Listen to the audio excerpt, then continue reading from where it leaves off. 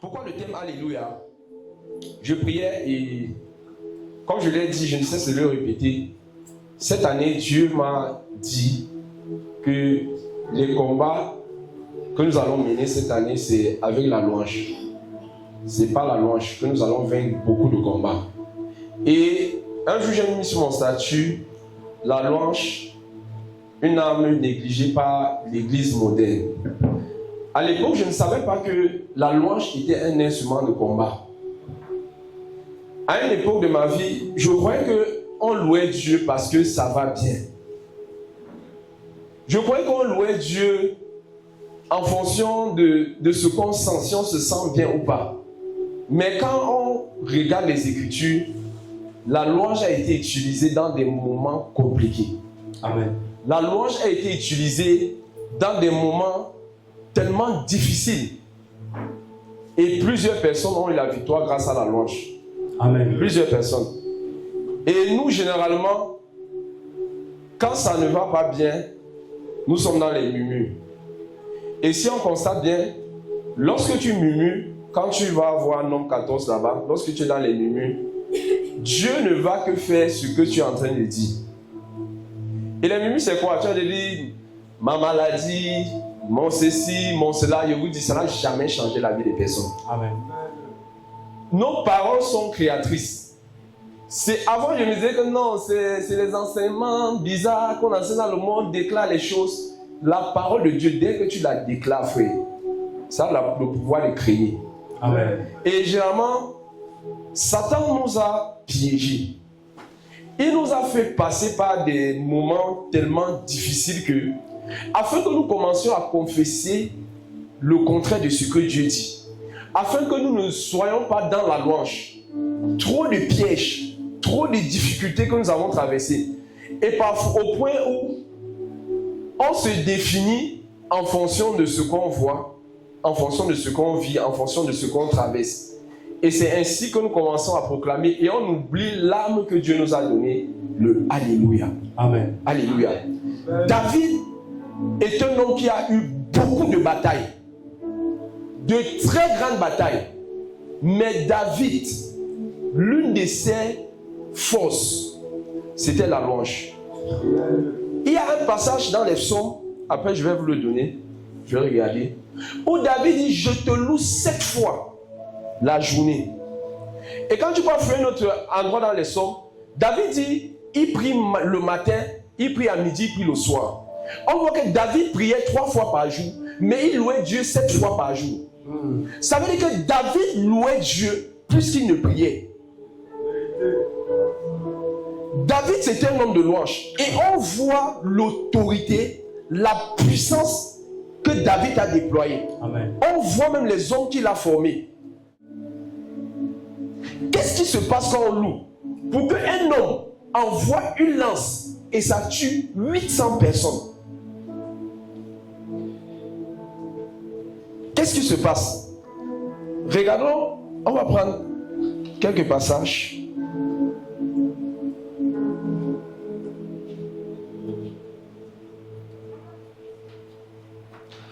La louange, c'est une arme, comme j'ai dit. C'est une arme spirituelle. Prends le psaume 149, versets 6 à 9.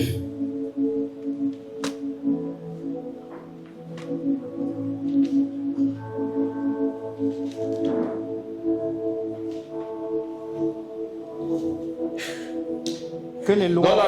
La première chose, je dis, la louange est une arme spirituelle. Regarde ce que les Écritures disent. Psaume 149, verset 6. Que les louanges de Dieu soient dans leur bouche et le glaive à 2 tranchants dans leurs mains, pour exercer la vengeance sur les nations, pour châtier les peuples, pour lier leurs rois avec des chaînes et leurs grands avec des ceps de fer, pour exécuter contre le jugement qui est écrit.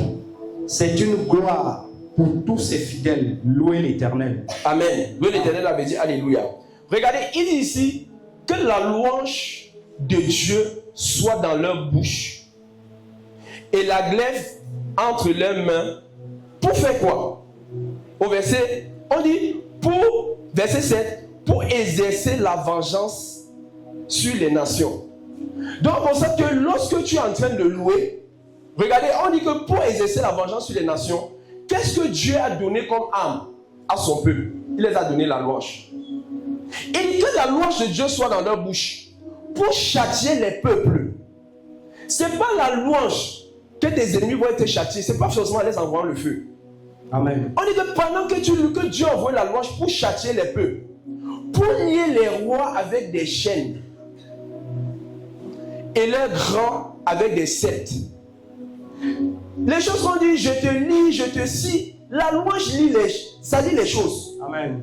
C'est pas forcément dire je te lis, je te lis. Lorsque tu es en train de louer Dieu, il y a des choses étranges qui se passent. Amen. On dit pour exécuter contre eux le jugement qui est écrit. On dit qu'il y a des jugements de Dieu qui sont écrits. Et on dit que pour que ces jugements-là soient exécutés, il faut louer Dieu. Amen. Il faut le Alléluia. Cette année, frère, je vais louer Dieu, je ne sais pas pour toi. Alléluia. J'ai dit, on va louer Dieu. On ne va plus pleurer. On ne va plus se lamenter. Amen. Dans les difficultés, on va louer Dieu. Amen.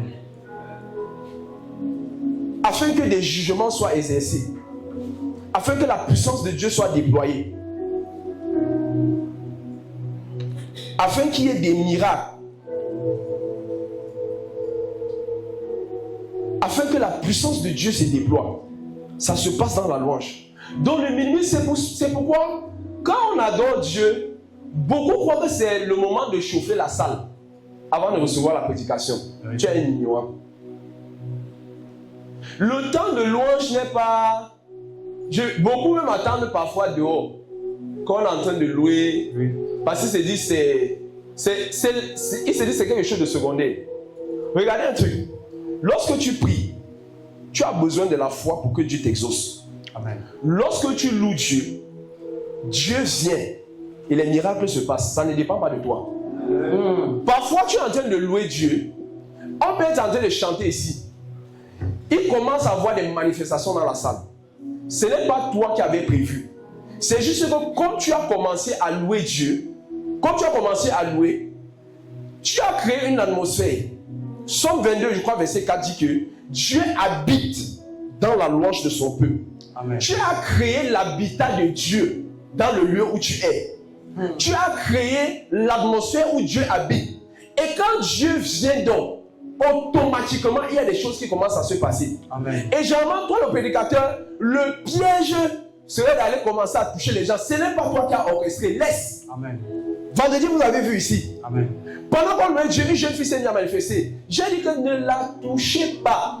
Ce n'est pas nous qui avons occasionné, c'est la louange. Amen. Elle s'est levée tout fait. Je n'ai pas prié pour elle. Et je crois qu'elle a reçu sa délivrance. Amen. Parce que à l'heure là, c'est Dieu qui est en train d'agir lui-même.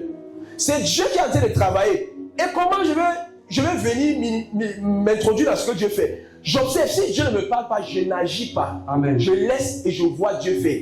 Je vois les anges travailler. Tu ne vas pas venir faire comme si c'est toi qui as orchestré. Non.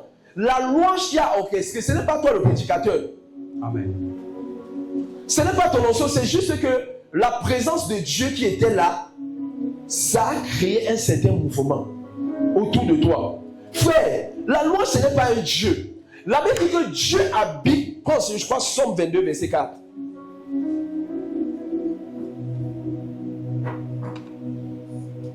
Ou c'est 24 22,4, c'est ça? Ok, voilà. Pourtant, tu es le Saint, tu sièges au milieu des louanges d'Israël.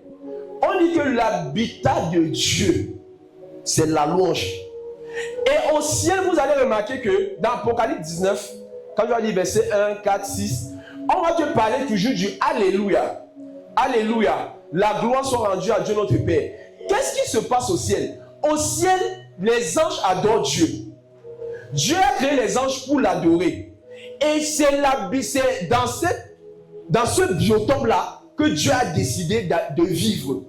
Et lorsqu'il n'y a pas la louange dans tes lèvres, lorsqu'il n'y a pas la louange dans ta vie, Dieu ne peut pas habiter dans ta vie. Les problèmes ne doivent pas t'empêcher de louer Dieu. Au contraire, plus tu as des problèmes, plus tu dois louer Dieu. Amen. Et généralement, on fait le contraire. Ce n'est pas ceux qui se sentent bien qui doivent louer Dieu seulement. Amen. C'est ceux véritablement qui ont les problèmes qui doivent comprendre l'importance de la louange. Parce qu'ils savent que c'est par ce canal que j'invite Dieu dans mon truc. C'est par ce canal que j'invite Dieu dans ce que je suis en train de faire. C'est par ce moyen-là, c'est par ce canal. Et si Dieu est absent, il y a des choses il y a des autorités qui appartiennent à Dieu seul. Il y a des niveaux de prix que les hommes n'ont pas payé ou ne peuvent pas payer pour manifester une certaine puissance de Dieu. D'où les plus grandes délivrances se passent par la louange. Parce que pour que Dieu t'accompagne à un certain niveau, c'est vrai, il y a la grâce de Dieu, Jésus a tout accompli, mais il y a un prix qu'il faut payer. Mais la louange peut te faire sauter certaines étapes. La louange peut te faire vivre des choses dont tu n'as pas payé le prix pour ça. Amen. La louange peut te faire chasser les démons qui ne sont pas à ton niveau. Parce que ce n'est plus toi qui agis. Tu peux vivre un culte comme ça, des miracles extraordinaires se passent. Ça ne dépend pas de ta piété. Amen. Ça ne dépend pas de ta consécration. Mais c'est parce que tu as invité Dieu. Amen. Et les plus grands hommes de Dieu marchent avec des atmosphères. Parce qu'ils ont une atmosphère dans laquelle ils baignent. C'est pourquoi à tout moment, ils peuvent vivre des choses, ils peuvent vivre des miracles, ils peuvent manifester des choses. Ce ne sont pas des choses, des mécanismes qui génèrent comme ça une fois. Ce ne sont pas des... Regarde, il peut avoir un programme de prière comme celui-ci. Toute la semaine, tu pries, tu jeûnes pendant toute la semaine. Quand tu viens, les miracles vont se produire. Mais un autre jour, si tu n'es pas dans la même atmosphère, tu n'auras pas les mêmes résultats. Toi, tu peux observer ta vie, il y a les jours où tu étais en feu. Regarde bien l'exercice que tu as pratiqué pendant la semaine. Tu vas voir un certain feu va t'accompagner. Amen. Mais Dieu ne veut pas seulement qu'on marche avec un feu. Dieu veut qu'on marche avec lui-même. Amen. Et maintenant, ce qui invite Dieu, c'est la louange. Ce qui permet à Dieu de siéger, comme on l'a vu là, pour que Dieu siège. Il y a une version qui dit habiter, que Dieu habite. Ça veut dire que si tu veux que Dieu habite chez toi, il faut que tu loues Dieu constamment. Amen.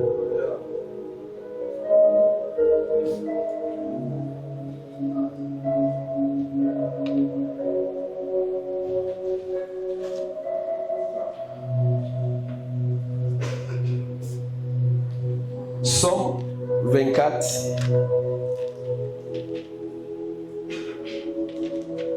Je m'excuse, mon téléphone a un petit souci là.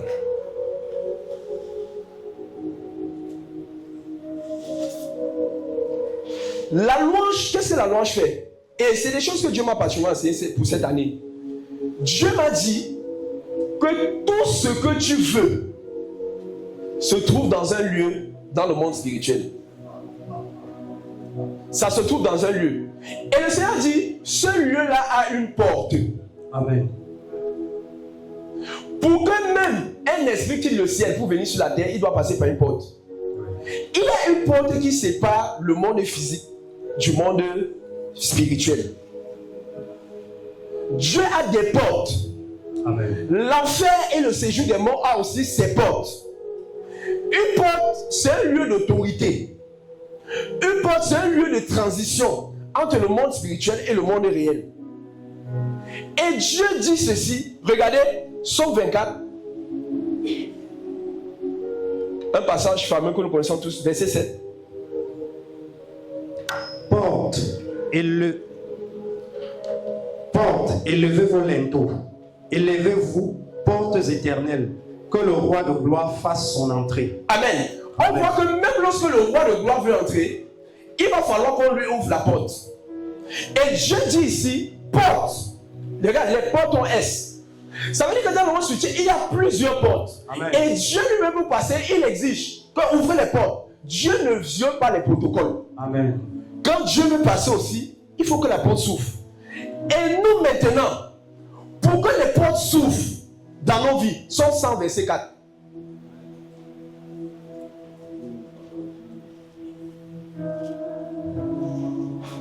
Frère, on va louer Dieu.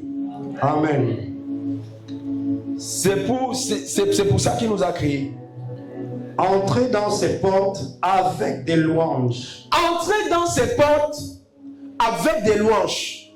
S'il n'y a pas la louange dans ta vie, tu ne vas pas entrer dans les portes. Les portes seront fermées pour toi. Parce que ce qui ouvre les portes dans le monde des esprits, c'est la louange. Il y a des accès que tu n'auras jamais. Pourquoi? Parce que tu ne loues pas Dieu. Il nous dit, entrez dans ces portes avec des louanges, dans ces pavillons avec des cantiques, célébrez-le, bénissez son nom. Donc si il n'y a pas ça dans ta vie, et on ne dit pas ça en fonction de comment tu te sens, Amen. En fonction de si tu as mangé ou pas, Amen. En fonction si tout va bien, en fonction si tu es en santé. On dit sinon, même les portes de la guérison ne s'ouvrent pas. Et Satan nous a tellement piégés. Satan nous a tellement menti. Et c'est pour ça que nous-mêmes, nous avons fermé nos portes. Parce que lorsque tu es au niveau de ces portes, tu ne peux pas entrer. Parce qu'il n'y a pas la louange. Il n'y a que les murmures. Je prophétise sur toi ce matin. Que les murmures se changent en louange. Alléluia. Entrez dans ces portes avec la louange. Dans ces pavillons avec des cantiques. Célébrez, bénissez le nom de Dieu. Frère, c'est une puissance terrible. C'est une puissance terrible qui ouvre les portes du surnaturel.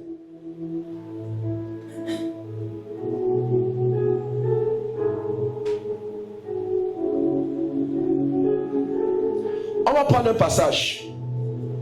Et regardez même, Acte 16, verset 25.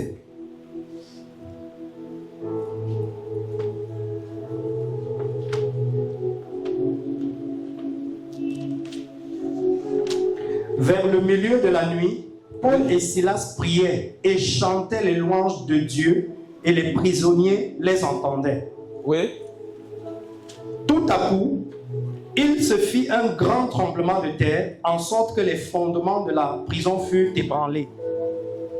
Au même instant, toutes les portes s'ouvrirent et les liens de tous les prisonniers furent rompus. Amen. Amen. On dit que Paul et Silas priaient, ils adoraient Dieu. Qu'est-ce qui s'est passé? On dit qu'au même moment, il y a eu un tremblement de terre et on a vu des portes qui se sont ouvertes. Amen. Et Paul et Silas n'ont pas commencé à murmurer. Ils n'ont pas commencé à dire que qui va nous, on va faire comment? Paul avait cette conscience. Paul savait que aucune porte ne peut rester fermée lorsqu'il y a la louange. Amen. Aucune porte. Aucune porte ne peut résister à la louange. Parce que Dieu avait donné le commandement que Paul, élevez le linteau. Les portes doivent s'ouvrir en ce qui nous concerne. Et maintenant, le mécanisme par lequel nous pouvons rentrer dans les portes là, c'est pas la louange. Amen. C'est pas la louange. Dis à ton voisin, combat avec la louange en cette année. Combat avec la louange cette année.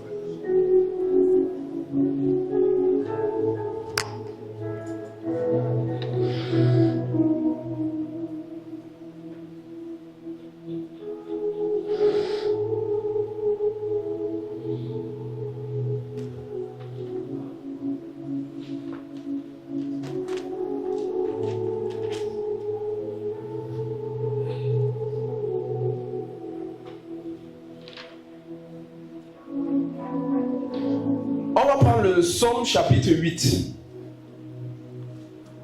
Regardez quelque chose. Psaume chapitre 8. Je crois à partir du verset 3. Psaume 8, verset 3.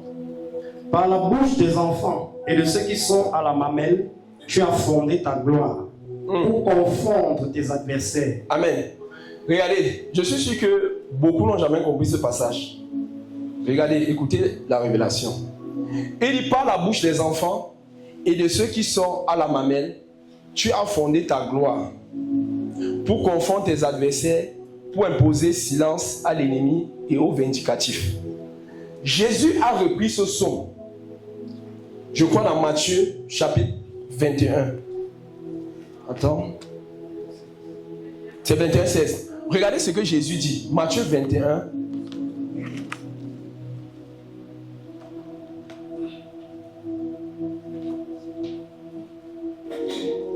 En tout cas, envoie-moi le passage ici. Matthieu 21. Ils lui dirent, entends-tu ce qu'ils disent? Oui, leur répondit Jésus. N'avez-vous jamais lu ces paroles? Tu as tiré des louanges de la bouche des enfants et de ceux qui sont à la mamelle. Il dit que, regarde, lis ça, lis le psaume 8, verset 3 dans Parole vivante.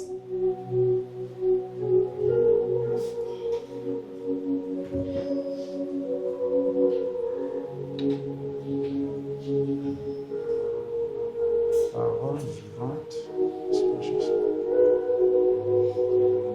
Si quelqu'un a la version Parole vivante, il peut la lire, on peut lui passer le micro.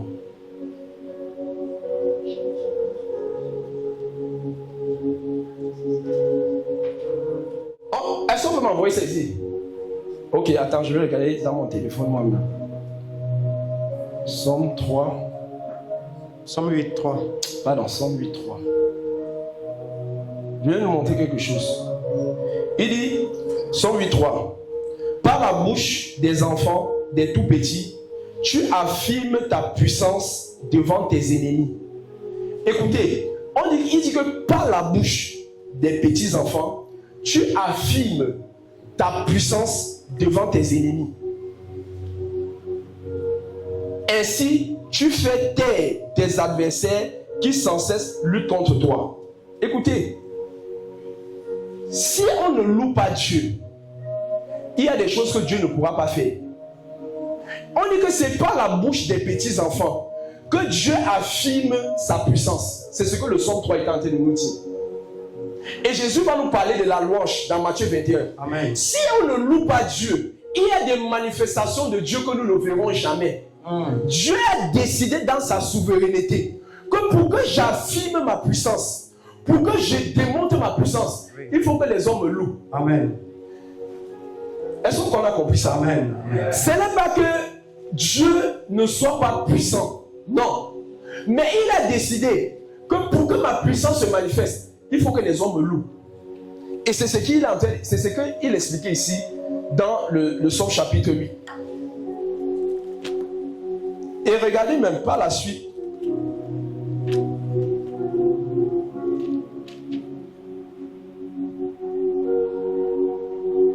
Par la suite, David va être tellement choqué. Regardez la suite du psaume. Continue à lire. Quand je contemple. Non, à partir du verset 5. Qu'est-ce que l'homme pour que tu te souviennes de lui? Et le fils de l'homme pour que tu prennes garde à lui. Regardez, David est tellement choqué quand il voit l'autorité que Dieu a donnée à l'homme. On peut dire que comment se fait-il que c'est lorsque l'homme va te louer que tu vas manifester ta puissance. Il dit qu'est-ce que l'homme? Il dit qu'est-ce que l'homme? Il est épaté. Que comment un Dieu si grand, un Dieu si puissant peut décider que c'est pas la louange des petits, on précise, de ces petits-là, que Dieu va décider de faire manifester sa puissance. Dieu va décider de faire taire ses ennemis. Et David se pose la question, donc, qu'est-ce que l'homme? Amen. Frère, imagine-toi, regarde comment tu es. Imagine-toi qu'il y a des choses que tu ne fais pas, Dieu ne fait pas. Dieu ne peut pas faire certaines choses si tu ne fais pas certaines choses aussi. Qu'est-ce que l'homme? Nous, on va se poser cette question, mais qui suis-je pour que si je ne prie pas, Dieu n'agit pas sur la terre? Question. Qui suis-je? Et David est choqué. Il dit qu'est-ce que l'homme? Pour que tu te souviennes de lui. Le fils de l'homme. Pour que tu prennes garde de lui. Tu l'as fait de peu inférieur à Dieu. Ce texte-ci ne s'adresse pas seulement à Jésus. Ça parle de Jésus. Mais ce que Jésus est, nous le sommes aussi. Amen. Parce que nous étions tous en Christ. Ça ne concerne pas seulement Dieu, Jésus. Il y a des endroits qui concernent spécifiquement Jésus, Amen. Mais ça nous concerne nous aussi. Amen. Parce que c'est ce que Jésus a dit dans le Matthieu 21 là-bas. Il a dit que tu tires la louange de la bouche des tout petits. Et c'est ce son qu'il était en train d'expliquer. Ça veut dire que ça parlait de nous aussi. Amen. Je veux que tu réalises un peu l'autorité que nous avons. L'arme que nous avons entre nos mains, mais que nous n'utilisons pas. Amen. Cette arme-là qui est la louange. C'est une arme terrible, frère. Amen. C'est une arme puissante. Amen. Tu l'as couronné de gloire et de magnificence. tu lui as donné la domination sur l'œuvre de tes mains. Est-ce que la domination que Dieu a donnée sur l'œuvre de ses mains, il a donné seulement à Jésus? Non. Il avait commencé avec Adam. Et nous-mêmes, donc, tu vois, pour montrer que ce texte nous concerne véritablement. Tu lui as donné la domination sur l'œuvre de tes mains. Tu as tout mis sur ses pieds. Et tout ça passe par quoi? Par la louange. Au verset 3, on est en train de parler de la louange. Et on constate que la domination aussi se manifeste lorsque tu loues Dieu. Amen. Tu lui as donné la domination sur l'œuvre de tes mains. Tu as tout mis sur ses pieds. Des brebis comme des bœufs, des animaux des champs, des oiseaux du ciel et les poissons de la mer. Tout ce qui parcourt les sentiers des mers. Éternel notre Dieu, que ton nom est magnifique sur toute la terre. David, c'est un homme qui avait des clés. Amen. Quand on parle souvent des clés là, ce sont des informations. Amen. Les clés, ce sont des informations que Dieu te donne dans un domaine. Et si tu appliques ces informations-là, tu vas réussir. Amen. Notre père a prêché sur TikTok, il disait de serrer la parole. Cette année, tout ce qu'on prêche, il faut qu'on serre ça contre notre cœur. Amen. Il a insisté de serrer la parole. On a dit, tu peux avoir la parole, mais tu ne la serres pas dans ton cœur. Tu peux avoir l'information aujourd'hui qu'il faut louer Dieu. Mais quand tu rentres, à cause de tes problèmes, à cause de tes soucis, tu décides de ne pas louer Dieu. Tu ne verras pas la manifestation. Amen. Et cette année, nous voulons toucher le surnaturel. Amen. La porte du surnaturel va s'ouvrir au nom de Jésus. Amen. On doit vivre le surnaturel. Amen. Et cette année, il faut beaucoup déclarer, faites des déclarations prophétiques. N'ayez pas peur. N'ayons pas peur. Déclarer. Tu arrives à un culte comme ça. Tu dis que personne ne va rentrer ici comme il est venu. Amen. Dieu va vous bénir.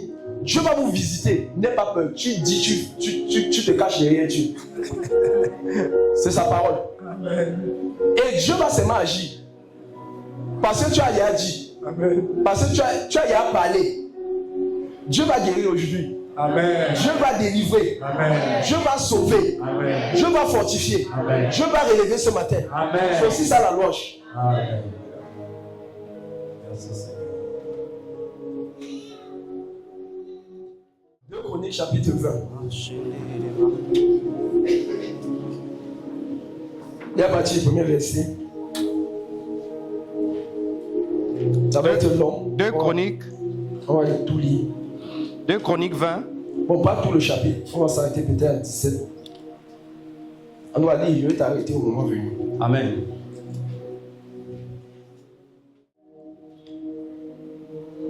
Après cela, les fils de Moab et les fils d'Ammon, et avec eux les Maonites, marchaient contre Josaphat pour leur faire la guerre. On vint en informer Josaphat en disant: une multitude nombreuse s'avance contre toi depuis l'autre côté de la mer, depuis la Syrie, et ils sont à Ataton Tamar, qui est En-Gedi. Dans sa frayeur, Josaphat se disposa à chercher l'Éternel et il publia un jeûne pour tout Juda. Juda s'assembla pour invoquer l'Éternel et l'on vint de toutes les villes de Juda pour chercher l'Éternel. Amen. Arrête-toi d'abord là. Ici, on vient annoncer à Josaphat que on dit 3 nations. Il y a Moab, les fils d'Ammon, avec eux les Moanites. Donc on parle de 3 nations. Imaginez-vous un peu que 3 pays se réunissent. Et Israël, c'était un très petit pays. Il faut d'abord le rappeler. Amen. Et à l'époque, Israël n'avait même pas d'armée comme les autres pays. Vous voyez un peu? Amen. C'était un petit pays, très petit pays. Il y a un passage dans la Bible où on dit que une fois Israël devait combattre contre une certaine nation, on dit que Israël, toute l'armée d'Israël était comme 2 troupeaux de chèvres. Mais l'adversaire d'Israël avait envahi tout le pays. Mais Israël a gagné la guerre. Amen. Donc Josaphat ici, on annonce qu'il y a 3 nations qui sont en train de se lever pour venir l'attaquer. Et Josaphat, on dit dans sa frayeur, voici quelque chose que nous ne faisons pas. Lorsque nous sommes effrayés par des choses, ça ne nous pousse pas à chercher Dieu. Ça nous pousse à chercher les solutions autres. On dit que Josaphat, dans sa frayeur, ça veut dire que des choses peuvent nous effrayer. On peut nous annoncer des nouvelles qui vont nous traumatiser. Oui. Josaphat a eu peur. Mais qu'est-ce que Josaphat a fait? Le verset 5. Verset 5. On dit Josaphat, attends, on dit Josaphat a commandant sa frayeur. Et continue. Josaphat se présenta au milieu de l'assemblée de Juda et de Jérusalem. Je voulais dire ceci. Lorsque on t'annonce une mauvaise nouvelle, la première chose que tu dois comprendre, c'est que tu dois aller chercher Dieu. Amen. Parce que Dieu, c'est la seule et unique solution. Il n'y a pas d'autre solution. Amen. Et la chose, c'est que Dieu peut. Dis ça à ton voisin. Dieu peut. Les hommes ne cherchent pas Dieu d'abord parce qu'ils se disent que non. Soit il est lent, soit il est... Dieu peut. Amen. Continue. Dans la maison de l'Éternel devant le nouveau parvis. Et il dit, Éternel, Dieu de nos pères, n'es-tu pas dans les cieux? Et n'est-ce pas toi qui domines sur les royaumes des nations? N'est-ce pas toi qui as en main la force et la puissance et à qui nul ne peut résister? N'est-ce pas toi, ô notre Dieu, qui as chassé les habitants de ce pays devant ton peuple d'Israël et qui l'a donné pour toujours à la postérité d'Abraham qui t'aimait? Ils l'ont habité et ils t'y ont bâti un sanctuaire pour ton nom en disant, s'il nous survient quelque calamité, l'épée, le jugement, la peste ou la famine, nous nous présenterons devant cette maison et devant toi, car ton nom est dans cette maison. Nous crierons à toi du sein de notre détresse et tu exauceras et tu sauveras. Amen. Amen. On voit ici, regardez la prière de Josaphat. Même la prière de Josaphat, au verset 6, il dit, Dieu de nos pères, n'es-tu pas Dieu des cieux? Ça, c'est une adoration. Amen. Ça, c'est une louange. Il est en train de louer Dieu. Amen. Même dans sa prière. Et je veux te faire comprendre que si tu ne connais pas les Écritures, tu ne peux pas louer Dieu. Vérité. Je ne sais pas si on voit. Même la prière de Josaphat, c'était une louange qu'il était en train d'annoncer à Dieu. Et les informations qu'il disait sur Dieu étaient des informations vraies. Il dit, Dieu éternel, il dit, Éternel, Dieu de nos pères, n'es-tu pas Dieu dans les cieux? N'est-ce pas toi qui domines sur tous les royaumes des nations? Et on constate qu'il n'a pas commencé par son problème. Amen. Amen. Il a commencé par la louange. Amen. Il n'a pas commencé à expliquer que ceci, c'est l'incrédulité. Il est, malgré la frayeur, il avait une certaine posture. Il n'était pas inquiet. Il avait peur. Mais il sait que ma clé, c'est la louange à Dieu d'abord. C'est pas de dire que, oui, ceci, cela, oui, on a fait comme ça. Non, ça c'est l'incrédulité, c'est pas la prière. Dieu c'est un roi. Amen. Même pour parler au roi, peu importe, il y a une façon avec laquelle, il y a un protocole avec laquelle on parle à un roi. Amen. Tu vas venir voir le président de la République, tu dis que, ouais, président, tu vas le saluer. Votre honneur, Amen. mon excellence, vraiment, tu es le meilleur président du continent. Tu dois d'abord le louer. Amen. Et lorsque tu loues, son cœur est disposé. Amen. C'est où il va résoudre ton problème. Imaginez-vous, quelqu'un t'écrit. Oh, ma femme est à l'hôpital. Oh, on demande 500 000. Oh, on veut l'opérer. Le bonjour même, il n'a pas dit. Automatiquement, ça va t'irriter. Vérité. Même si tu devais l'aider, et même si tu l'aides, ton cœur sera un peu. Tu vas dire que mais celui-ci me prend pour qui? Il croit que je suis ici. Mais si tu écris bonjour, j'espère que tu vas bien, j'espère que tu as bien dormi, vraiment, pardon, j'ai une situation, automatiquement il va être apaisé. Et Dieu aussi, Dieu est Dieu. Amen. Il a aussi des sentiments. Amen. Et on voit comment Josaphat ici, il sait que le secret c'est la louange. Amen. Il commence à louer Dieu. Éternel Dieu de nos pères. Donc il t'a dit que ça montre que ça n'est pas dit que tu vas devenir un chanteur. J'espère que vous comprenez bien. Amen. C'est quand je dis qu'on va beaucoup louer Dieu, ça ne parle pas de chanter seulement. Ça parle de méditer les Écritures, d'avoir la compréhension des choses que Dieu a déjà fait. Amen. Et même si tu ne les vois pas encore dans ta vie, Dieu l'a déjà fait. Tu les déclares dans la louange. Amen. Et maintenant, ça va faire que lorsque tu chantes un cantique, tu ne chantes plus pour ambiancer. Amen. Tu ne chantes plus pour danser. Tu sais que c'est une arme de guerre. Alléluia. Tu commences à réaliser les paroles. Alléluia. Tout à l'heure, on a chanté, les gens étaient touchés, les gens étaient visités. Parce que ce n'était pas un chant, tout simplement. C'était une louange. Amen. On était en train de louer Dieu. Et ce ne sont pas juste des mots, ce ne sont pas juste des paroles que tu es en train d'annoncer. Ça fait que tu vas devenir plus concentré quand on va louer Dieu. Amen. Tu vas comprendre que je peux passer à côté de ma visitation pendant que Dieu est là. Tu vas commencer à prendre les choses au sérieux. Tu vas commencer, les paroles de certains cantiques vont commencer à éveiller ton attention.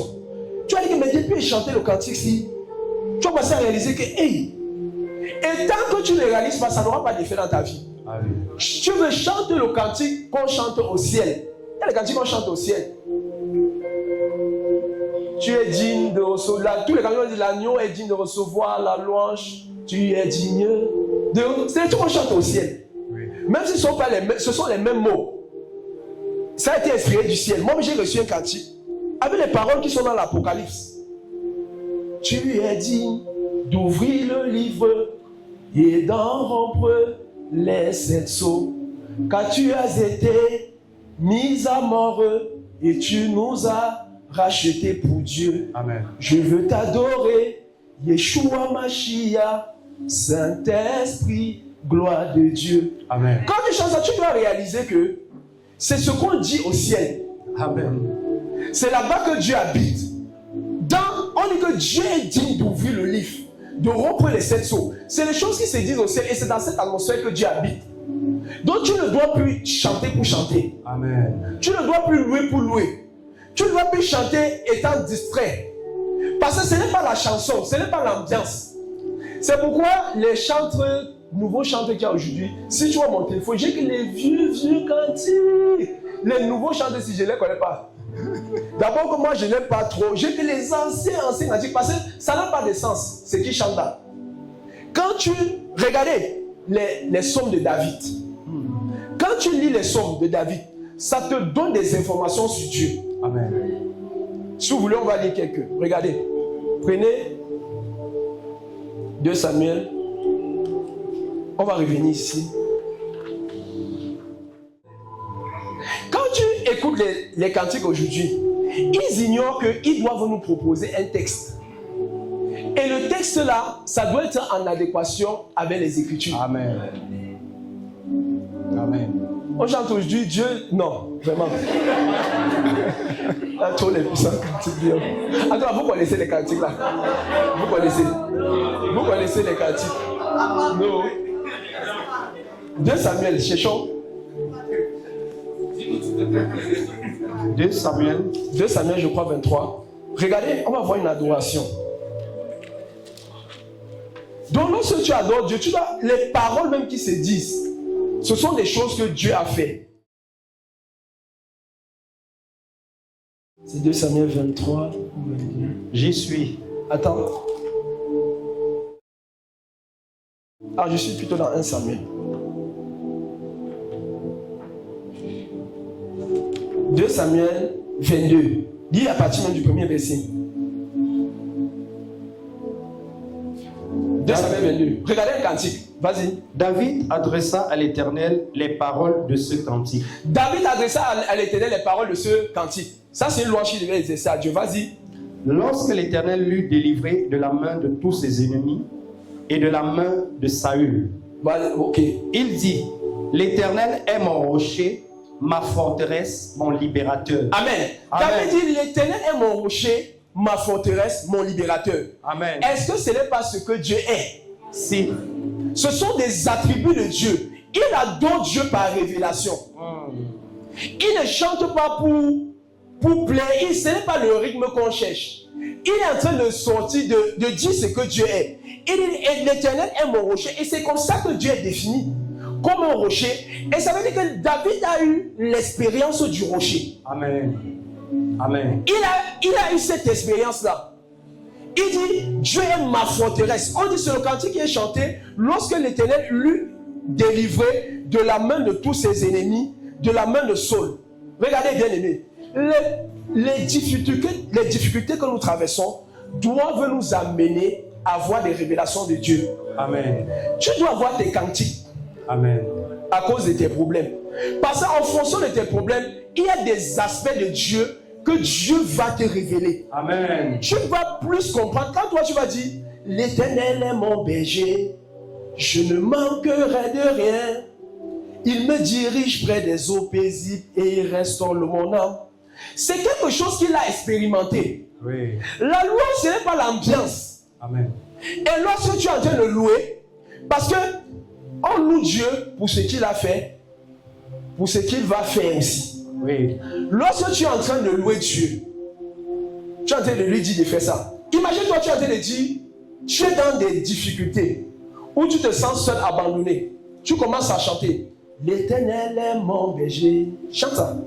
Je ne manquerai de rien. Il me dirige près des eaux paisibles et il restaure mon âme. Je chante les vieux cantiques. Parce que ça a un sens. Dieu. Et maintenant, regarde. Ça veut dire que David était dans le manque. Quand il chantait ça. Il dit, l'Éternel est mon berger, je ne manquerai de rien. Il était dans le manque. Et toi, quand tu es dans le manque, tu dis que tu es dans le manque. David, lui, il dit que non. L'Éternel est mon berger. Amen. Je ne manquerai de rien. Amen. David, que tu es mon berger, ce n'est pas la chance. C'est les lois, c'est les principes. Tu appliques. Un jour, va devenir ton berger, vrai. C'est la talakou, non? Vous ne connaissez pas la talakou. Si on t'a talakou, c'est parce qu'on n'est jamais. Je ne sais pas si vous avez fait les boîtes de nuit. Quand on t'a talakou, tu vas donner l'argent. Je m'en au fond. Même si tu as l'argent où tu vas donner.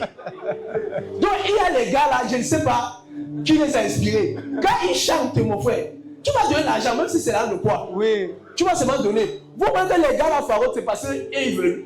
Il y a une puissance dans la louange. Regardez même les autres quand on les loue. Oui.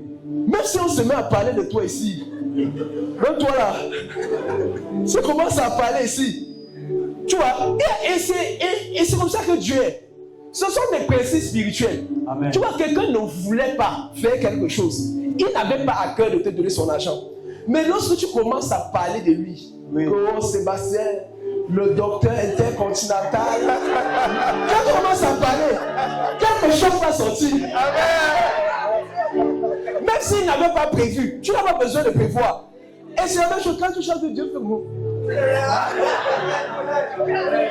Oh que Dieu quand tu es dans la galère. Mais tu dis que l'Éternel est mon berger.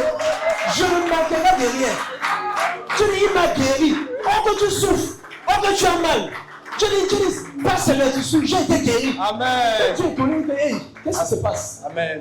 C'est comme si on m'attire. Dieu se sent attiré. Il dit que hey, c'est comme si on m'attire là-bas. Amen. C'est des atmosphères. C'est des atmosphères concrètes. Et continue. Il dit Dieu est mon rocher. Donc tu vois, lui il a eu son abri. Il a eu la révélation. Les chants d'aujourd'hui ne chantent rien. Excusez-moi pour la plupart. Certains. Il y a les chants de l'Éternel. Mais il y a beaucoup, non? Il n'y a aucune révélation dans ce qu'ils chantent. Vérité. Il n'y a pas des informations que tu peux apprendre sur Dieu. Vérité. Beaucoup d'informations que nous avons sur Dieu viennent des cantiques que David a chantés. Jésus le rocher. Anne l'a dit aussi, que l'Éternel est mon rocher, la forteresse. Dieu lui-même a dit à Moïse, que tiens-toi là, je vais te placer dans le rocher. C'est la révélation, il chante la révélation. Il dit, mon bouclier est la force qui me sauve. Qui me sauve, oui. Ma haute retraite et mon refuge. Oh mon sauveur, tu me garantis de la violence. Je m'écrie, loué soit l'Éternel et je suis délivré de mes ennemis. Attends, écoute, verset 4, il dit, je m'écris, loué soit l'Éternel. Et qu'est-ce qui se passe? Je suis délivré de mes ennemis. Et il dit, loué soit l'Éternel. Le fait qu'il ait loué Dieu, on dit, et la conséquence de la loi, c'est quoi? Il est délivré de ses ennemis. Amen.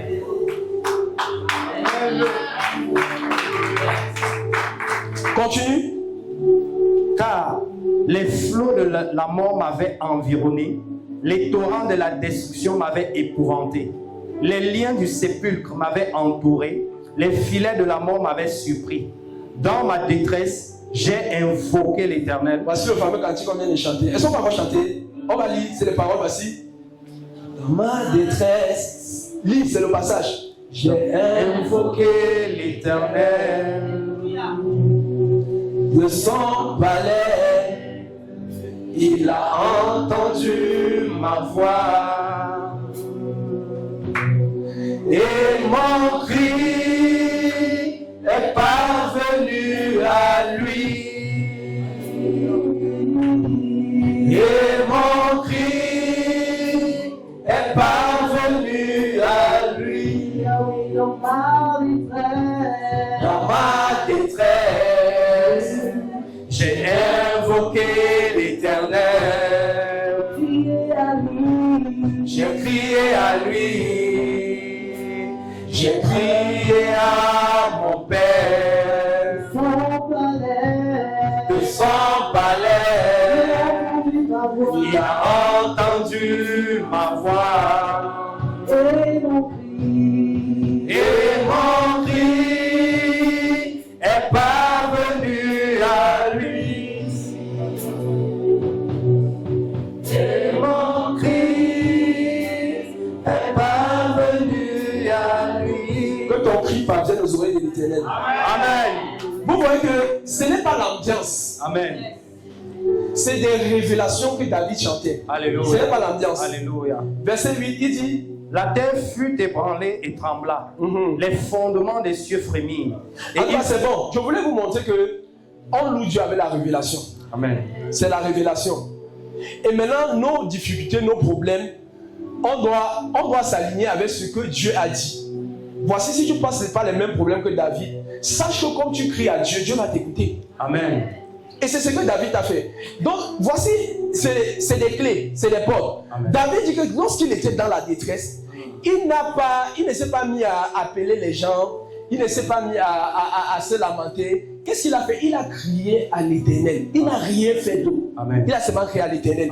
Et maintenant, toi aujourd'hui, tu as l'information que, par les cantiques que David a chantés, que Dieu est un rocher, que Dieu est un bouclier, que Dieu est ta force. Tu vois, tu as ces informations-là. Et maintenant, sur la base de ça, tu peux adorer le Seigneur. Alléluia. Alléluia. Moi, un jour, un enfant de maman lui est venu me voir, un de ses fils. Il m'a dit qu'il fait la musique. Il m'a dit qu'il est un chant. Je lui ai dit que tu médites souvent les Écritures. Un chantre, c'est quelqu'un qui médite, qui connaît la parole. Amen. Tu ne peux pas être chanteur, tu ne connais pas les Écritures. Tu vas chanter quoi? C'est pour ça que tu vas chanter les bêtises. Excuse-moi. Parce que tu vas t'inspirer de quoi? Quelle est ta source d'inspiration? Les gens ne savent pas que, regardez, ceux qui ont écrit la Bible ici, les cantiques qui chantaient, ce sont des inspirations qu'ils ont reçues de Dieu pour pouvoir écrire. Amen. Toi, ton inspiration, c'est quoi? Et ils écoutent d'autres musiciens, ils voient le beat qui donne bien, et c'est comme ça qu'ils partent de composer les musiques. Ils voient qu'est-ce qui est populaire, quel est le mouvement, quel est le style qui chauffe. Et c'est comme ça, il y a des mélodies au ciel. J'ai déjà entendu comment les gens chantent. Amen. Même ce qu'ils chantent là, j'ai entendu ça dans un son, je vous dis la vérité. Avant de recevoir les cantiques comme ça, je dors comme ça, j'entends comment les gens sont en train de chanter. Mais je n'arrive pas à reproduire ça sur la terre. Je dis, la mélodie est d'une beauté terrible. Les gens écoutent tout ce qu'on chante, on doit écouter ça quelque part. Et maintenant, même les satanistes aussi, on les inspire la musique. Tout à fait. Et toi, ta musique, tu crois que tu vas seulement observer les faits de la société venir dénoncer. Tu crois que ça va sauver qui? Parle la morale aux gens. Il ne faut pas faire ci, il ne faut pas faire ci. Il faut la révélation. Amen. Il faut que ce soit Dieu qui te dise. Va dire ça, c'est où tu vas voir les résultats. Amen. La morale a déjà changé un pays. Ça a changé qui? Va conseiller un drogué. Tu donnes les conseils. Tu dis que non, la drogue n'est pas bien, ça détruit tes poumons. Continue. Ça détruit tes poumons. Ok. Donc David ici, il a la révélation. Donc c'est pour dire que, parce que beaucoup étaient fiers maintenant qu'on va seulement chanter. Non, ça veut dire qu'on va beaucoup méditer. Amen. Donc en termes d'adoration, ça parle de la méditation. On doit méditer les Écritures. Et on doit proclamer les Écritures. Amen. C'est la méditation. On va revenir à Josué 1, verset 8. Que ce livre de la loi ne se loigne point de ta bouche. Amen. Revenons dans notre passage de Chroniques. J'ai dit, il était en train de citer, on était au verset. Il dit, on était au verset 6. On était au verset 6. Et il dit, l'Éternel Dieu de nos pères, tu n'es pas Dieu, n'es-tu pas Dieu dans les cieux? Et n'est-ce pas toi qui domines sur tous les royaumes des nations? Ça c'est, il adore Dieu, il loue Dieu. N'est-ce pas toi qui as en main la force, la puissance, à qui nul ne peut résister? Toi, regarde comment avant le combat, on te galvanise. Même Dieu va seulement agir. Amen. Il dit, n'est-ce pas toi, oh notre Dieu, qui a chassé les habitants de ce pays devant ton peuple d'Israël et qui les a donnés pour toujours à ta postérité Abraham? Ils l'ont habité et t'y ont bâti un sanctuaire pour ton nom en disant, s'il nous survient quelque calamité, l'épée, bon je ne vais plus relire. Et maintenant, regardez, c'est loin au verset 10 qui vient poser son problème. Lis le verset 10. Maintenant, voici les fils d'Ammon et de Moab et ceux de la montagne de Séir, chez lesquels tu n'as pas permis à Israël d'entrer quand il venait du pays d'Égypte, car il s'est détourné d'eux et ne les a pas détruits. Amen. Amen. Regardez. Quand la louange, c'est comme... comment je vais appeler ça? C'est comme un avocat. Tu vois un peu. Il a présenté les éléments, les choses que Dieu avait déjà dit. Tu vois que si tu viens seulement avec voilà qu'on veut nous tuer, voilà qu'on veut nous faire ici. La Bible dit que Dieu veille sur sa parole pour pouvoir l'accomplir. Quand il a expliqué tout ce que Dieu a fait, il dit que regarde l'héritage donc que tu nous as donné. Voici maintenant les fils de moi qui veut venir nous retirer de notre héritage. Je ne sais pas si on voit. Donc ils ont d'abord expliqué les choses que Dieu avait déjà dit. Et pour ton problème, il y a des choses que Dieu a déjà dit. Et c'est ça que tu dois proclamer. Amen. Et lorsque tu vas proclamer ces choses, Dieu va se sentir légitime de pouvoir agir. Continue. Les voici qui nous récompensent en venant nous chasser de ton héritage dont tu nous as mis en possession. Ô notre Dieu, n'exerceras-tu pas tes jugements sur eux? N'exerceras-tu pas tes jugements sur eux?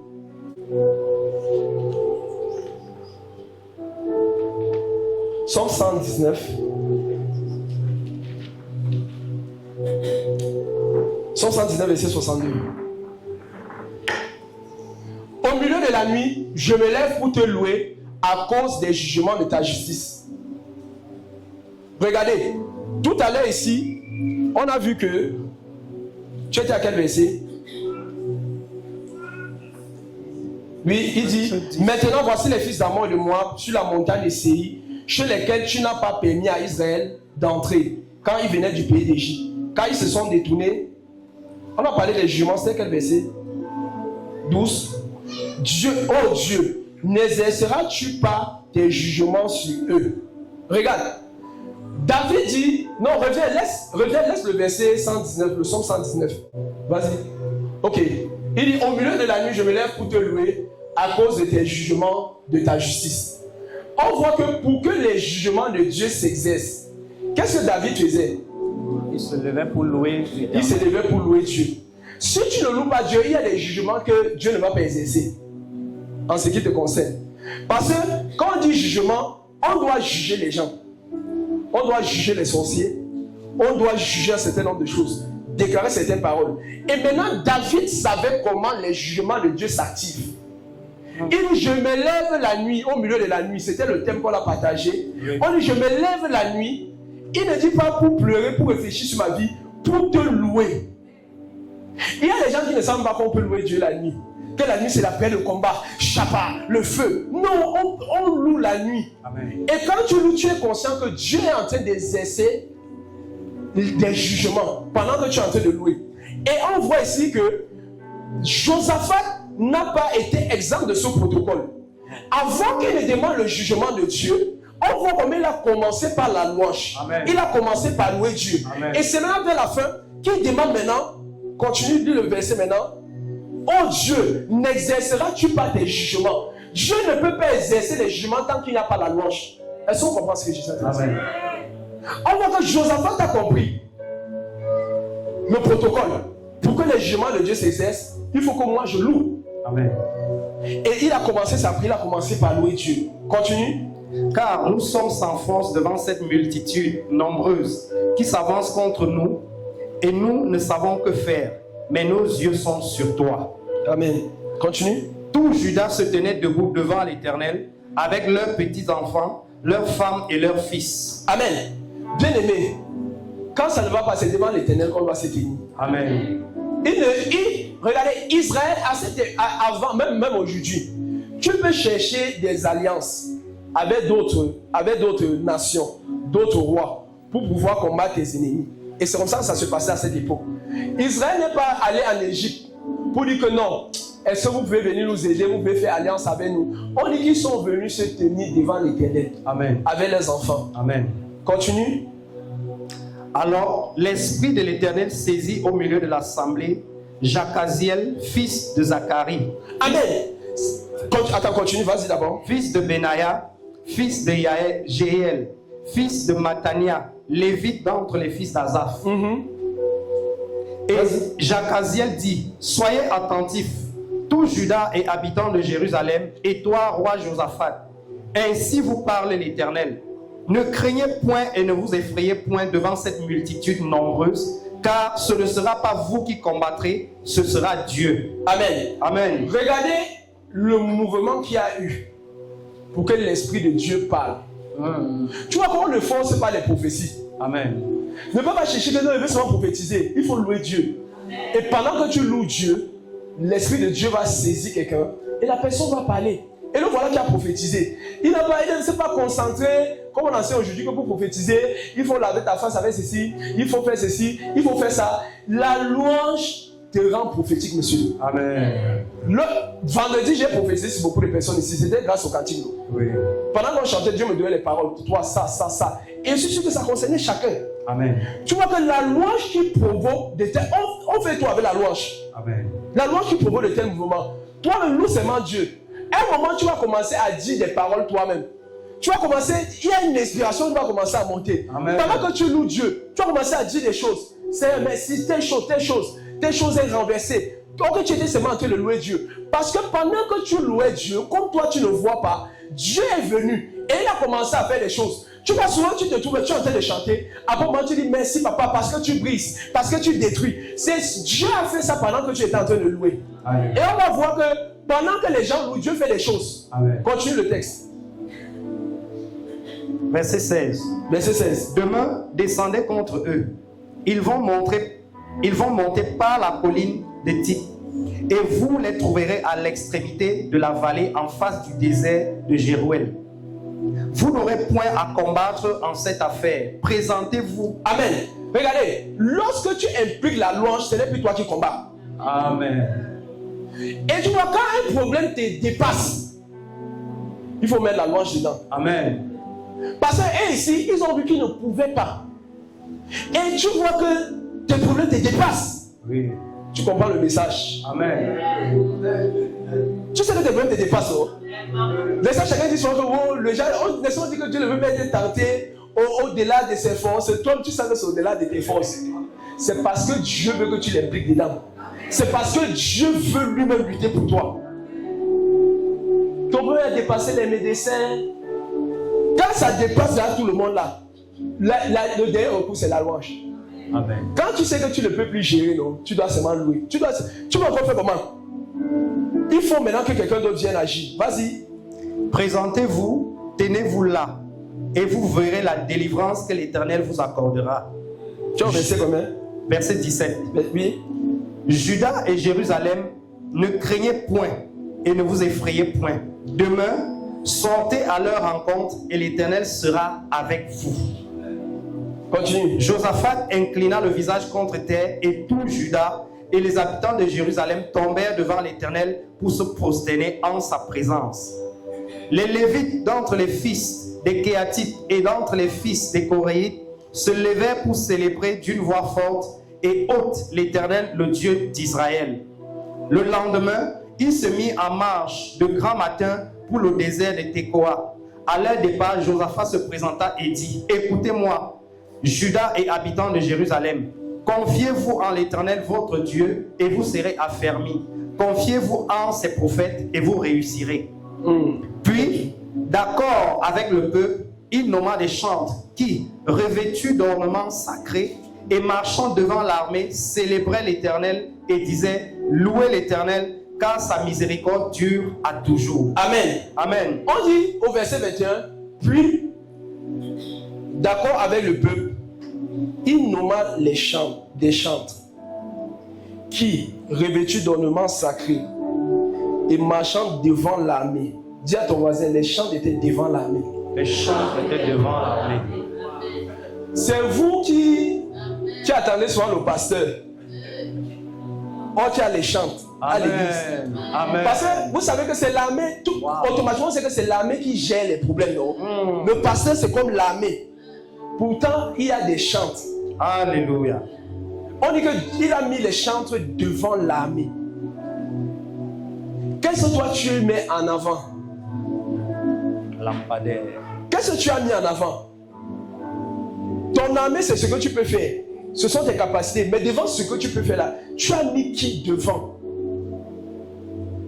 Parce que quoi? Ils avaient compris que leur armée ne pouvait rien leur apporter. Amen. Leur armée ne pouvait pas gérer le combat là. Quand tu vois que tu ne peux pas gérer certain nombre de choses, mets les chantres devant. Mets la louange devant. Amen. Mets la musique devant. Amen. Continue. Verset 22. Au moment où l'on commençait les chants et les louanges. Hey, on dit au moment où, laisse-moi lire ça moi-même. Amen. On dit au moment où on commençait les chants et les louanges, l'Éternel plaça une embuscade contre les fils d'Amon et ceux de la montagne de Séir qui étaient venus contre Juda et il fut battu. Oh. Amen. On dit que pendant que les gars étaient en train de louer, au moment où tu commences la louange, quand tu as la révélation aujourd'hui, au moment où tu vas commencer à chanter, Alléluia. il y a des choses qui vont se faire dans l'esprit. Alléluia. Je dis au moment où tu vas commencer à chanter, au moment où tu vas commencer à louer, des choses vont se faire dans le monde des esprits. On dit que Dieu lui-même, à cause de la louange, Dieu a été invité dans leur affaire. Alléluia. Ils n'ont pas mis la main devant. Ils n'ont pas mis leur capacité en avant. Mais ils ont compris que pour que Dieu combatte et pour que Dieu vienne, quitte le ciel pour venir, il faut que les portes s'ouvrent. Dans le psaume 100, verset 4, on a dit que les portes, pour entrer dans mes portes, avaient les louanges. Ça veut dire qu'ils étaient en train d'entrer dans certaines portes. Ils avaient ouvert certaines portes dans l'esprit qui ont permis à Dieu de venir sur la terre et de commencer à lutter pour eux. Alléluia. Alléluia. J'ai dit cette année, on va louer Dieu comme on n'a jamais loué. Alléluia. On va vivre le surnaturel. Alléluia. La puissance de Dieu va se déployer. Amen. La louange sera notre force. Devant l'armée, on va mettre des chants. Amen. Devant l'armée, ça va être la louange. Que Dieu place une embuscade en face de tes ennemis. Amen. Continue. Verset 23. Les fils d'Ammon et de Moab se jetèrent sur les habitants de la montagne de Séir pour les dévouer par interdit et les exterminer. Et quand ils en eurent fini avec les habitants de Séir, ils s'aidèrent les uns les autres à se détruire. Je prophétise sur toi que cette année, pendant que tu seras en train de louer Dieu, tes ennemis vont se détruire entre eux. Amen. Je dis tes ennemis vont se détruire. Toi, pendant que tu seras en train de louer le Seigneur, ils vont se détruire entre eux. Amen. Ils ne vont pas savoir ce qui s'est passé. Tu n'as pas besoin d'envoyer le feu. Toi, loue seulement Dieu. Amen. Sois concentré sur Dieu. Amen. Et pendant que tu le feras, amen, tu ne vas pas savoir ce qui s'est passé. Tu vas attendre que les gens soient morts dans ton village. Tu vas attendre que les gens soient morts dans ton avenue. Tout simplement pendant que tu es en train de louer Dieu. On va te dire, mais toi tu es un homme dangereux. Tu vas dire tout ce que je fais, c'est louer Dieu. Amen. Moi, je ne sais pas de quoi tu parles. Je ne sais pas de quoi tu parles. Alléluia. Moi, je suis un adorateur. Est-ce qu'il y a des adorateurs ici? Personne qui va louer Dieu. Alléluia. Pendant la nuit, qui vont se lever comme David. David dit, je me lève la nuit et je te loue à cause de tes jugements. Des hommes qui vont louer Dieu. Et pendant que tu seras en train de louer, Dieu va exercer ses jugements. Dieu va exercer ses jugements contre les frontières de ta famille, contre les frontières de ton quartier. Amen. Le jugement de Dieu va s'exercer. Amen. La stérilité prend fin. Merci.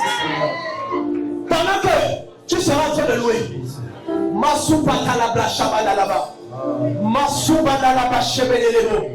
Ce que le Père recherche, ce sont les adorateurs. Ce que le Père cherche, ce que le Père recherche, ce sont les adorateurs. Ce que le Père regarde, c'est le fond de notre cœur.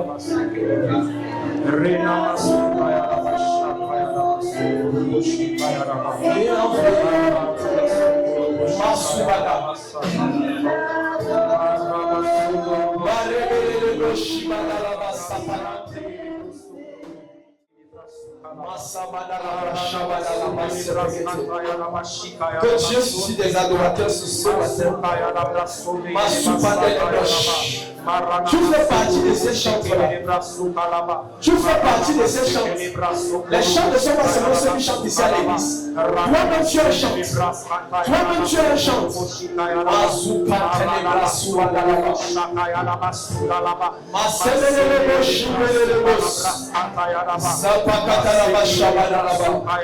Au nom de Jésus. Amen. Continue mon frère.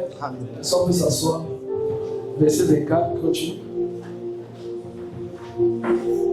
Lorsque Judas fut arrivé sur la hauteur, d'où l'on aperçoit le désert, il regardait du côté de la multitude, et voici, c'étaient des cadavres étendus à terre, et personne n'avait échappé. Oh, bien-aimé, que ce soit une prophétie pour ta vie. Amen. Tu vas seulement découvrir des choses que Dieu a déjà fait. Lorsque tu vas arriver, tu seras surpris.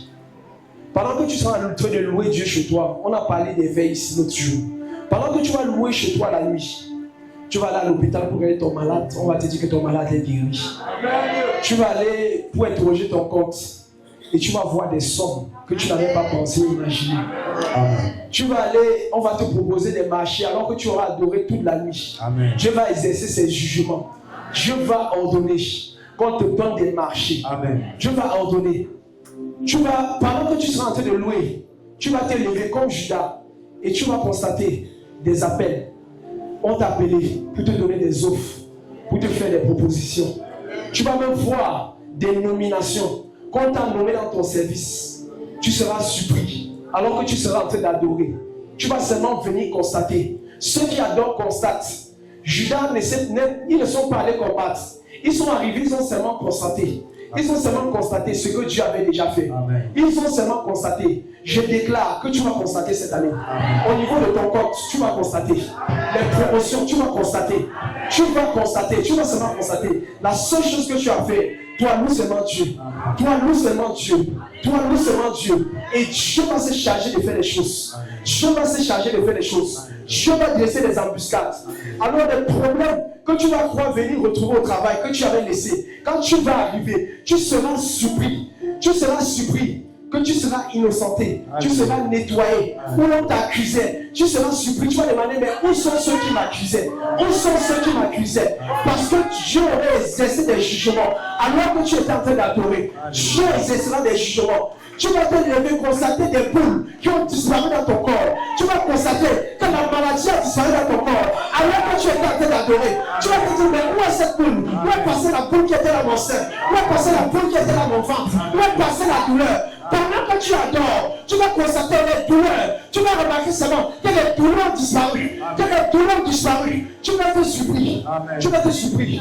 Et le Saint-Esprit me dit, pendant que tu vas adorer, tu vas constater que tes enfants qui n'étaient plus intelligents à l'école vont commencer à revenir avec des moyens formidables.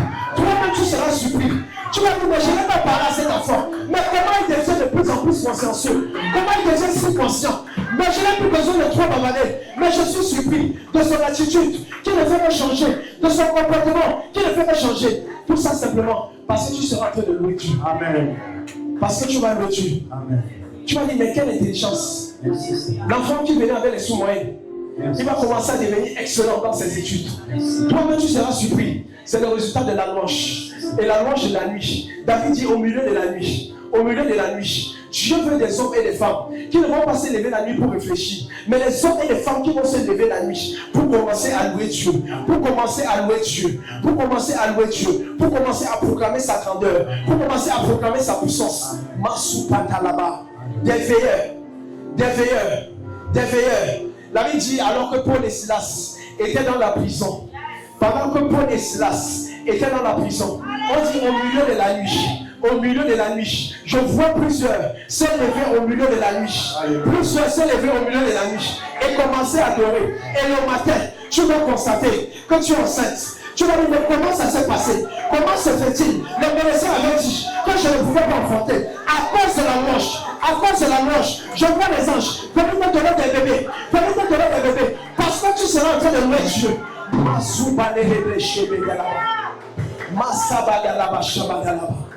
Supakatalaba sepekete Zapakatalaba shebenelebo Rebesebelelebo shipakata Zapakatalaba shabadalaba subana Lebre shepekete. Il y a un aspect que je ne vais pas toucher, mais la louange entraîne des visitations angéliques. Je ne vais pas entrer dans ce domaine-là. Masupakalaba sapata. Mais je te dis, lorsque tu vas commencer à louer Dieu, il y a des apparitions que tu auras. Lorsque tu vas commencer à louer Dieu, tu verras certaines choses. Tu vas commencer à voir des choses que tu ne voyais pas avant. Tu vas commencer à comprendre des choses que tu ne comprenais pas. Lorsque tu vas lire la Bible, ton intelligence va s'ouvrir. Papa,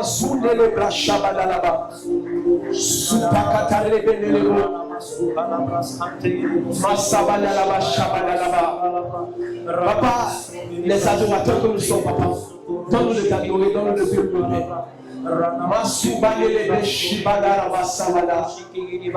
Papa, cette adoration est une âme, Seigneur. Merci pour cette âme que tu nous donnes aujourd'hui. Merci pour cette âme que tu nous équipes en ce matin. Reçois cette âme qu'est l'adoration. Reçois cette âme qu'est l'adoration. La Bible dit alors que les soldats ne pouvaient plus combattre. Les soldats ne pouvaient plus combattre. Ils ont mis la louange devant. Alors que tu penses que tout est fini, essaye la louange. Je dis à quelqu'un, tu as essayé toutes les méthodes. Tu as essayé toutes les méthodes. Commence à essayer la louange. Essaye la louange.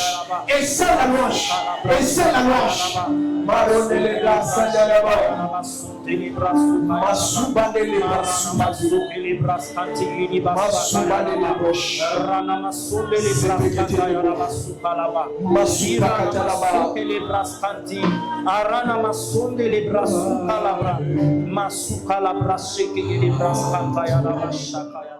Amen. Passez ce service continue. Alléluia.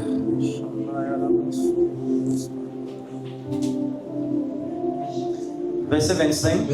Josaphat et son peuple allaient prendre leurs dépouilles et trouvaient parmi les cadavres d'abondantes richesses et des objets précieux, et ils en enlevèrent tant qu'ils ne purent. Tout emporter. Ils en enlevaient tant qu'ils ne purent tout emporter. Ils mirent 3 jours au pillage du butin, car il était considérable. Amen. Amen. Regardez les conséquences de la louange.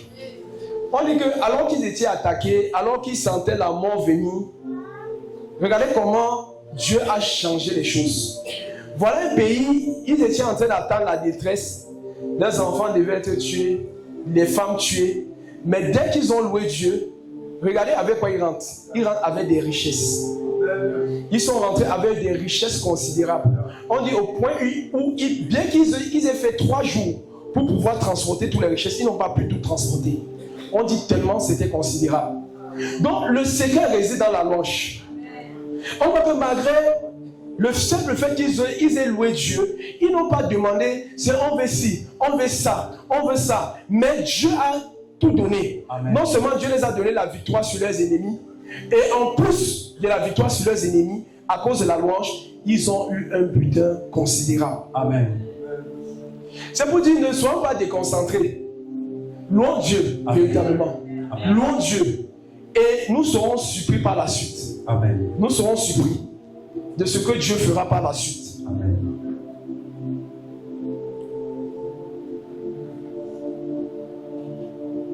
Ok, on va prendre un dernier texte. Josué. On a parlé des portes. Que la louange ouvrait des portes.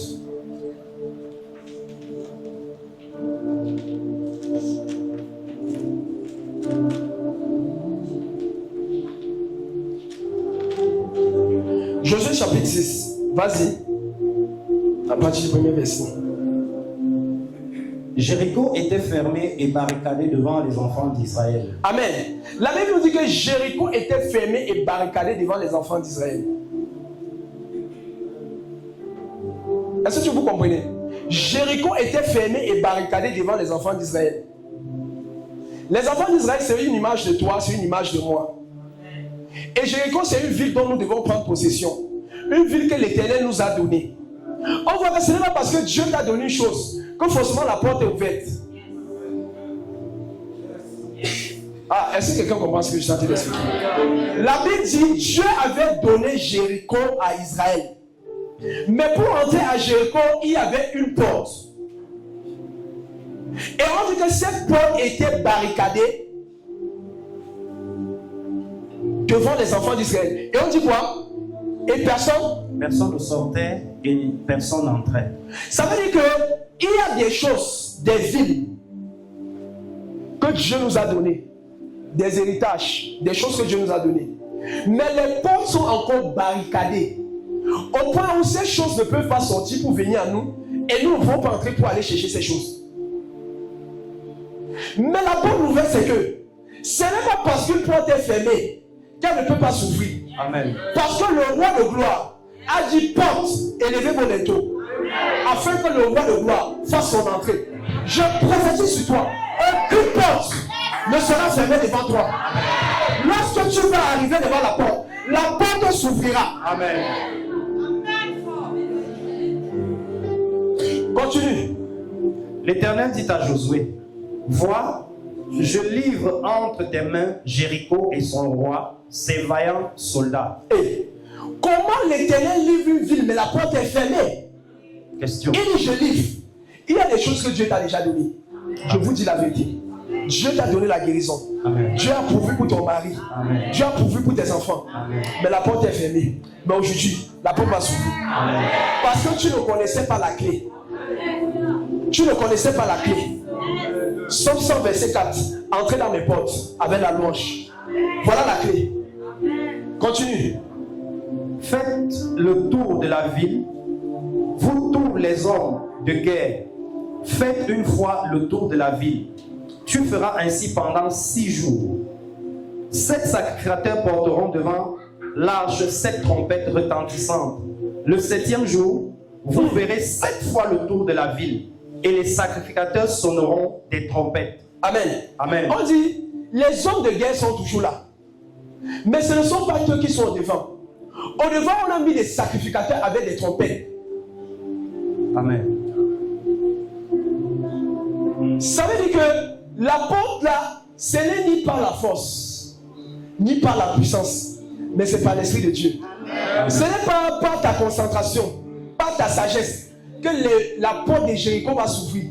Elle est barricadée. Il y a une clé spécifique que Dieu a donnée. Amen. On voit que ce n'était pas les hommes de guerre qui étaient en avant. On a dit les sacrificateurs. Et ils avaient des trompettes. Continue. Quand ils sonneront de la corne retentissante, quand vous entendrez le son de la trompette, tout le peuple poussera de grands cris. Amen. On dit que quand ils vont sonner la trompette, le peuple va pousser de grands cris. Souvent, on te demande de crier ici. Tu ne cries pas. Parce que tu es trop beau. Parce que tu es trop grand. Tu ne sais pas que, comme tu n'as pas crié, les portes qui étaient barricadées ne peuvent pas s'ouvrir. Crier, c'est une louange. On loue Dieu par des cris. On loue Dieu par la danse. Amen. C'est écrit dans les Écritures. On loue Dieu en dansant. Et lorsque tu danses, une porte peut s'ouvrir. Amen. Continue. Alors la muraille de la ville s'écroula et le peuple montera, s'écroulera et le peuple montera chacun devant soi. Verset 6. Josué, fils de Nun, appela les sacrificateurs et leur dit, portez l'arche de l'alliance et que 7 sacrificateurs portent 7 trompettes retentissantes devant l'arche de l'Éternel. Et il dit au peuple, 7 trompettes retentissantes. Ça veut dire que les trompettes jouaient étaient en train de jouer. Ils étaient en train de louer Dieu. Oui. Continue. Et il dit au peuple, marchez, faites le tour de la ville, et que les hommes armés passent devant l'arche de l'Éternel. Vas-y. Lorsque Josué eut parlé au peuple, les Attendez, on dit marchez, faites le tour de la ville.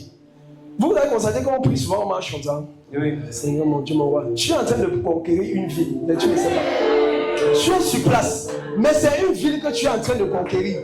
Tu es en train de posséder des villes. Lorsque tu pries, tu es en train de marcher. Tu es dans la nuit, tu es en train de chanter, de prier. Tu es en train de marcher. C'est une ville que tu es en train de conquérir, toi-même sans savoir. Amen. Continue. Et il dit au peuple, marchez, faites le tour de la ville, et que les hommes armés passent devant l'arche de l'Éternel. Lorsque Josué eut parlé au peuple, les 7 sacrificateurs qui portaient devant l'Éternel les 7 trompettes retentissantes se mirent à marcher et sonnaient des trompettes. L'arche de l'alliance de l'Éternel allait derrière eux.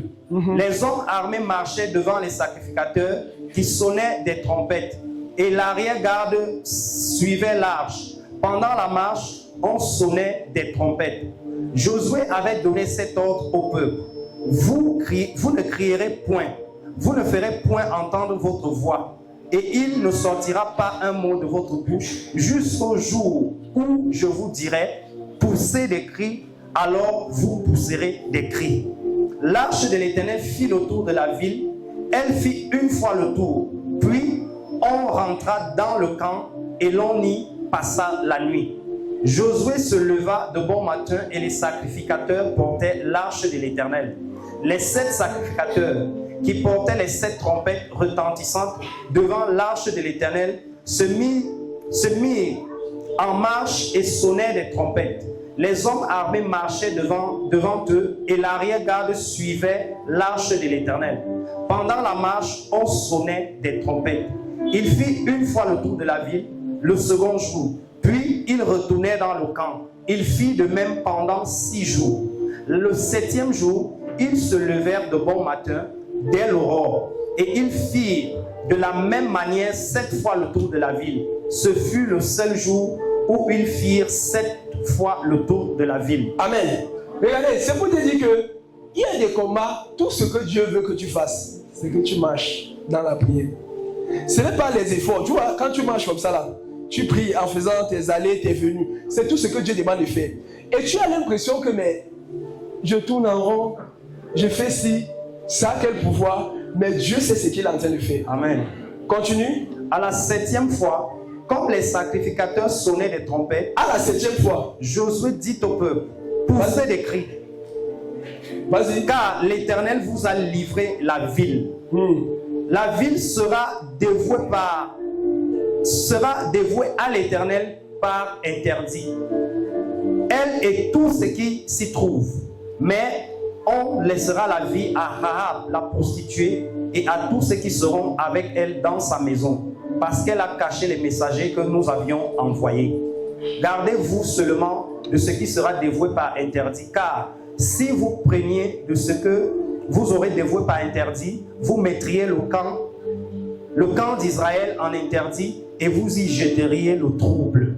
Tout l'argent et tout l'or, tous les objets d'airain et de fer seront consacrés à l'Éternel et entreront dans le trésor de l'Éternel. Le peuple poussa des cris et les sacrificateurs sonnèrent des trompettes. Lorsque le peuple entendit le son de la trompette, il poussa de grands cris et la muraille s'écroula. Amen. Amen. On dit le peuple poussa de grands cris et la muraille s'écroula. Le peuple monta dans la ville, chacun devant soi, et s'emparait de la ville. Donc on voit que la louange, ça c'est la louange, les cris qu'ils ont poussés ici. Dans les psaumes, on va dire que louer l'Éternel avait des louanges, louer l'Éternel avait des cris. On dit que les cris qu'ils ont poussés donc, a fait à ce que la ville, le mur s'écroule. Amen. Donc, tu vois, quand on dit souvent de crier, il faut crier. Amen. Le prédicateur peut lui ne pas savoir ce qu'il dit. Ouais. Ou celle qui est en train de conduire la louange, elle dit que crier, tu ne sais pas ce qui se passe. Soyons très spirituels cette année. Amen. Être spirituel, ce n'est pas être nerveux. Être spirituel, c'est obéir aux instructions. Amen. Si on dit à genoux, à genoux. Si on dit lève-toi, parce que tu ne sais pas ce que ton mouvement enclenche dans le monde spirituel. Amen. Et ici, à l'époque, les choses étaient un peu physiques. On peut voir, on peut comprendre. Nous aussi, des hommes nous sommes des villes. Jésus va dire qu'une ville située sur la colline, que vous êtes une ville située sur la colline. Nous-mêmes, nous sommes des villes. Et il y a des personnes, comme par des villes, il y a des personnes que nous devons conquérir. Il y a des personnes que nous devons évangéliser. Amen. Ce sont des villes. Amen. Et ils sont barricadés par l'ennemi. Et Dieu maintenant, dans sa sagesse, sait comment est-ce qu'on fait pour ouvrir la porte de chaque ville afin que les gens puissent sortir des prisons. Amen.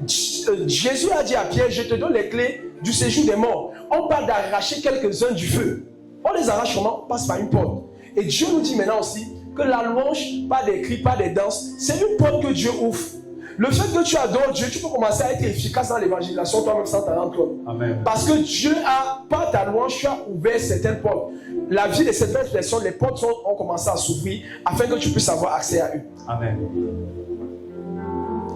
Prends le psaume. You are Yahweh.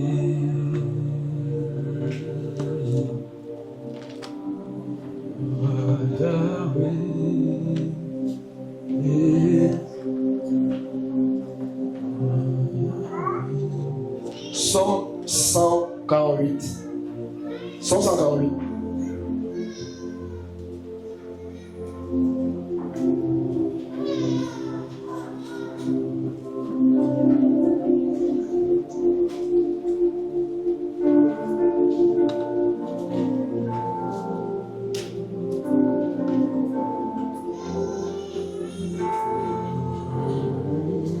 Psaume 148, vas-y. Verset. Oui, on va partir du premier verset. Louez l'Éternel du haut des cieux. Louez-le dans les lieux élevés. Louez-le, vous tous ses anges. Louez-le, vous toutes ses armées. Louez-le, soleil et lune. Louez-le, vous toutes étoiles lumineuses. Louez-le, cieux des cieux. Et vous, ô qui êtes au-dessus des cieux, qu'ils louent le nom de l'Éternel, car il a commandé et ils ont été créés. Il les a affermis pour toujours. Tu as verset combien, s'il te plaît? Verset 6. Verset 6, oui. Il les a affermis pour toujours et à perpétuité. Il a donné des lois et il ne les violera point. Amen. Amen. Ici, on cite certaines catégories, je veux dire, de la création qui doivent louer Dieu. On dit louez l'Éternel du haut des cieux. Louez-le dans les lieux élevés. Louez-le, vous ses anges. Louez-le, vous ses armées, soleil, lune, les étoiles lumineuses. Louez le cieux des cieux. Et vous, ô qui êtes au-dessus des cieux. Louez le cieux des cieux. Et vous, ô qui êtes au-dessus des cieux. Qui loue le nom de l'Éternel, car il a commandé et ils ont été créés. On parle ici de la création. Et la Bible nous dit que toute la création loue Dieu. Toute la création loue Dieu. Le soleil, la lune, les eaux, les anges. Et maintenant, si nous les hommes, nous ne louons pas Dieu, la création ne peut pas nous donner ce dont nous avons besoin. C'est pas la création que Dieu exauce les hommes. Quand tu demandes du pain à Dieu, Dieu ne fait pas tomber le pain, c'est la terre qui donne le pain. L'argent vient de la terre. Tu vois, tout ce dont nous avons besoin, ça vient de la création de Dieu. Et cette création-là, elle-même est censée louer Dieu. Du coup, si nous ne louons pas Dieu, nous ne pouvons pas avoir accès accès aux choses que la création donne. Amen. Je ne sais pas si on comprend. On ne peut pas, on dit, louez-le, vous, tous ces anges. La Bible dit que dans le Hébreu 1, verset 14, que les anges exercent un ministère en faveur de ceux qui doivent hériter du salut. Et maintenant, les anges, qu'est-ce qu'ils font? Ils louent Dieu. C'est leur part. Et maintenant, toi, si tu ne loues pas Dieu, ils ne vont pas t'accompagner. Je ne sais pas si tu vois. Et du coup, le ministère qu'ils vont exercer envers toi, ça va causer des problèmes. Parce qu'ils sont censés exercer un ministère envers ceux qui louent Dieu. Amen. La terre qui te donne la nourriture est censé te donner la nourriture si tu adores aussi Dieu. Et tant que tu n'adores pas Dieu, tu vois que toute la création maintenant, même est contre toi. Oui. Envoyez-moi le temps, s'il vous plaît. Je vais donner une dernière chose.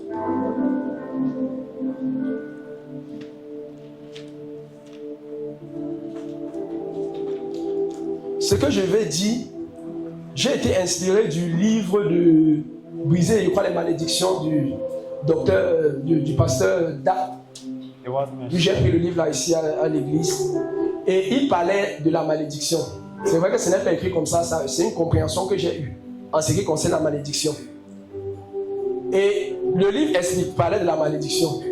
Et dans le livre, il expliquait que bien que Jésus soit mort, ressuscité, il y a beaucoup de malédictions que les hommes subissent jusqu'à aujourd'hui.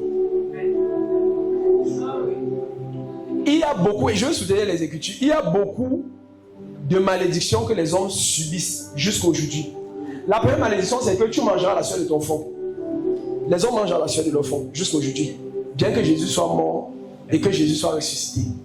Il y a des malédictions qui ont été données sur Israël qui persistent jusqu'à aujourd'hui. Il y a les malédictions qui ont été données sur les nations qui devaient s'opposer à Israël, qui persistent jusqu'à aujourd'hui. C'est ce qu'il explique dans son livre. Il y a aussi des bénédictions qui persistent jusqu'à aujourd'hui sur Israël parce que c'est le peuple de Dieu. Et donc, la malédiction totale ne sera brisée que lorsque on va aller à la Nouvelle Jérusalem. Tous les hommes vivent l'effet de la malédiction sur la terre, tout le monde. La méchanceté des hommes, c'est l'effet de la malédiction. Mais maintenant, il y a une technologie dans le royaume des cieux pour vivre comme si tu vis ici, comme si tu étais déjà là-bas. Comment je vais expliquer ça? Il y a une technologie dans le royaume de Dieu qui nous permet, quand la Bible dit que ton règne vienne. Regarde, il y a un passage d'Apocalypse où on dit il n'y aura plus d'anathème. Voilà, Apocalypse 22. Regardez quelque chose. Apocalypse 22, dit à partir du verset 1 jusqu'à 3. Et il me montra un fleuve d'eau de la vie, limpide comme du cristal, qui sortait du trône de Dieu et de l'agneau.